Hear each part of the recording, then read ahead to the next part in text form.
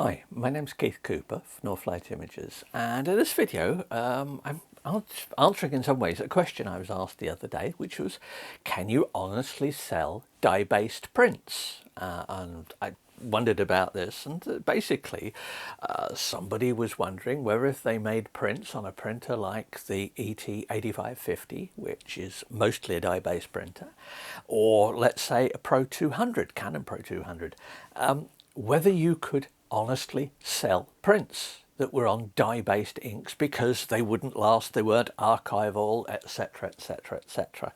Now, my first reaction is, what do you mean, what's wrong? Why wouldn't I sell prints? Because I'm a commercial photographer, so I run a business. Now, print is not a big part of our business, but I do sell prints occasionally.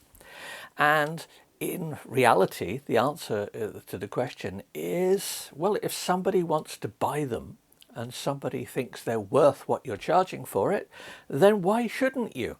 Now, I'll cover some of the bits about print longevity, different types of prints, various other things in a bit. But the gist of this is that, from my point of view, you can sell and print on anything you like. You can sell prints made on tissue paper, whatever. If somebody wants to buy one, that's it. But I suppose really it comes down to it is, is there an ethical side to this? In particular, this person who asked me this, and thanks for asking, because it's people asking me questions like this which quite often give me ideas for short videos.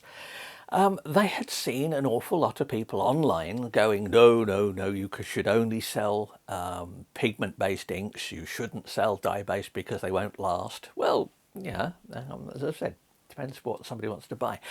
So my quick answer is no, sell whatever you like. But it comes down to issues of integrity, but also it comes down to issues of marketing. Because if you're selling prints as a business, it's important to have an outline of how you want to position your brand. And it is that, if you're selling more than just the odd one or two, even if it's just you personally selling prints, it is, you are a brand in yourself. Now, as I say, it's not a major part of our business. I do sell prints on occasions, often architectural ones, to clients that we've had who want large prints for boardrooms and things like that. But that's quite a specialised thing. What about other stuff? Well, I was looking at some various prints that I've looked at, I've produced. There's a huge, I've got to have a big clear out here. I've got a huge great collection from printer testing, printed with different printers. Now, this one here, this black and white one, I really like this one. I did a video about the making. This is printed using pigment inks. It was printed when I was testing the P5300 or P5370 in the US. It works as a black and white print. It is on an archival paper. It's on a Hahnemuhle one. I would have no problem, apart from the fact I've handled it and it's just a test print. I would have no problem in selling this at a premium price if I could find someone to buy it. And there is the key to it. If you are selling small prints at art fairs and things like that, you may not be charging a large amount of money for your prints. It's a business after all. And I've done lots of videos looking at the business side of photography, selling prints and things like that. If you're curious about this, have a look at the notes in the videos, because I'll put links to other stuff that I've done that may be of use or of interest if you're curious about this. But really, this print here, yeah, that's it. I could call this one quality. This is an archival print. Yes, it is printed on a paper. Or even, if you really want to go up market, this one here, and I did a video about this, this is printed on a Hahnemuhle metallic, and it is a phenomenal paper if you get the right image. Now, this one's signed and everything. This is actually an artist proof, hence once again why I'm handling it with hands like this. Now, that is part of a limited edition, of which I won't say I was surprised that I sold some, but I have actually sold some of these. But the limited edition ones, they have certificates of authenticity, they have holographic stickers on the back. That is pushing up to the much more fine art style of print. Now, I'm not going to go into what fine art actually means. It's a bit of a minefield, and I'll cover that perhaps another day, what it means or perhaps doesn't mean to people. But anyway, that's a high-end print. They're not cheap. Paper's not cheap, yeah, or the printer or whatever. So's this. But well, back to that original question, can I sell prints made on dye base? Of course you can. Here's a glossy print. Now, this, and I'll just twiddle it about a bit so you can see the gloss a bit on it. This was printed using a very basic Epson ET 2850, if I remember rightly. And if I look at it carefully, I can see gloss differential on it. This, to me, the reason I wouldn't sell this print is because it's not technically good enough. It doesn't pass my own personal standards of does it look a good print. So this one fails, but not because it's printed on with dyes or anything like that. It's printed because on this particular paper, with this particular ink set, it doesn't have the quality that I'm after. Now that's a personal thing, that's connected to your market and all sorts of things. Now, here's another one printed on. Now this is on an textured paper. This is a matte art paper with a canvas sort of texture to it. Interesting paper, and it's also a cotton rag paper, I believe. And this one, this is also printed. This was done, I think, on a Canon Pro 200. If somebody wanted a picture this size and wanted like this particular picture, I would have no difficulty in selling it. I wouldn't sell it to them for a great deal, but I've nothing inherently wrong with it. Now, how can I describe this in my marketing materials? Because anything you do is marketing materials. And remember that if you do want to print, sell prints, people buy prints from other people. Sites where you just have an online gallery and things, unless you are very lucky and very canny in your marketing, will almost certainly not get you sales. Lots of people think, oh, well, I'll put these up online and they'll get me some. No, they don't. I've covered this in quite a few videos. Yes, set up a show. They won't come and they won't buy either. That's it. But this, quite a nice paper. What's wrong with that? Now, you can criticise it as an image, and that is why people buy it. People buy things decorative for use, or people buy things because it means something to them. Now, somebody may even know the particular road in Oregon, the flat bit, that I was driving across, where I saw this tree and this wind pump, and it might mean something to them. But other than that, it's just a nice, pretty picture.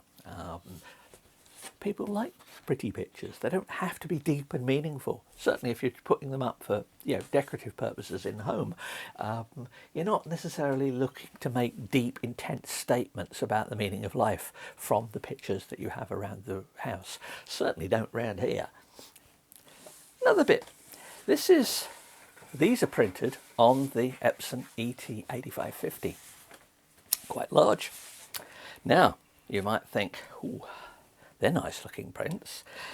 Once again, this one here is printed, and this is, I can tell from the texture, the feel of it, the thickness. This is printed, this is up in the Lake District. Panoramic, 2 or 3 shots stitched together, showing one of the boats on the lake. I can't even remember which lake this was, but anyway. This one here is printed on an art paper. It's printed, now the blacks in this are pigment, but the others are dye-based inks. So I've got a print there that's nice looking. This is printed on a luster paper, and with this particular one, I've got a little bit of gloss differential. The colour is not quite the same. Remember that no matter how good you make profiles and calibrate your monitor and things like that, prints will look different on different papers. Colour management is not about making every print look the same. It's about giving you a consistency, a better chance of right first time. I personally prefer the look of the picture here on the matte paper. Somebody else might prefer one with a little bit more contrast, this one here, which is what you get on this luster style paper. But the key is both of these were printed on an Epson ET8550. Would I sell them? Yeah, if somebody wanted to buy them. Now, I might print it on a larger printer so that I could have a bit more of a border on them and things, but that's technicalities of when I was testing the printers. These are just test prints. If I'm looking to sell stuff, how do I market it? Because I mentioned it's about brand. Do I call these Giclee prints? Well, if I'm in a market that values Giclee prints, I'll call them Giclee prints. It means nothing. It's spurious nonsense, but if it sells your print, then what's wrong with that? Now, if you're uncomfortable with the idea of things like that, I can see where some people who said, going back to the original question, it's not ethical to sell prints, dye-based prints and things like this. To me, quite often I've seen such comments, and there's a distinct element of virtue signalling in it from people who've probably never sold a print, never made a colour profile, never used... It's just, you shouldn't do it. Well, yeah, it's a business. How are you personally going to go with it? I don't call these Giclee prints. Well, I can, but I have a great deal of difficulty in keeping a straight face and using the term. But if it works for you, if I see it on somebody's website, then there are two alternatives. They either believe this nonsense, which I doubt, or they've decided that their market really appreciates such descriptions and it works. Same with certificates of authenticity, archival properties of papers. All of these things are important to the market.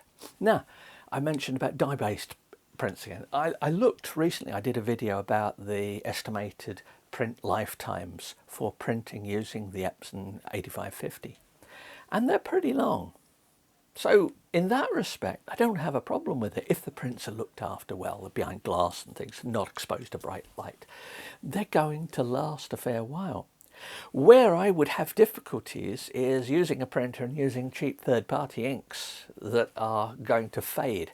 Now, if I did that, if I was producing portraits, now I don't do portraiture at all. I don't photograph people, I don't do weddings and things like that. But were I producing pictures for the likes of weddings, portraits, there is a personal element in those, and people expect them to last. They expect, if they're in their 20s, they probably expect that when they're in their old age, they'll be able to get these pictures out and look at them and they'll still be fine. Now that I would want to use pigment inks on good papers. But that's also part of my marketing.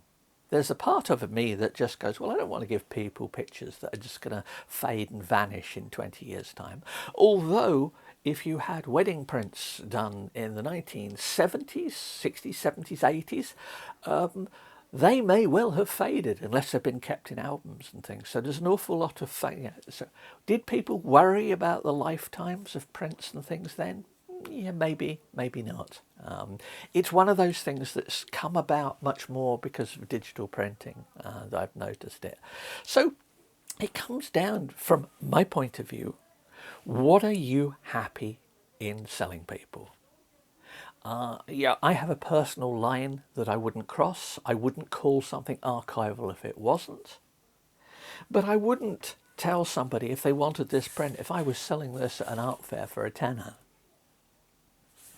would I say, oh, you have to be careful, it might start to fade in 30, 40 years? Probably not. You're buying a print for a tenner, probably just a decorative print. So it comes down to a lot of it about your own personal line of how you want to conduct your own business. Everybody has their own approach to that. Just don't lecture me that I shouldn't be doing something or stuff like that. As far as I'm concerned, to the guy who asked me about the 8550, the more the merrier. If you can sell prints from that, well done. If at a certain point you end up selling more and you decide to get a better printer, get something, this is the P5000, but like a big printer like the P5300 or even bigger printer. If you can make a market out of this stuff, consider yourself lucky. The vast majority of people who try and sell prints never get anywhere with it. So there you have it. I have no problems whatsoever. I still have a couple of this limited edition of this. If anyone likes, this is the steps at Wells Cathedral. But not this one. This is an artist proof. The proper ones come with all the paperwork and the nice pretty sticker on them and things like that. Certificates of quality or something like that. Anyway, I hope that's of some interest.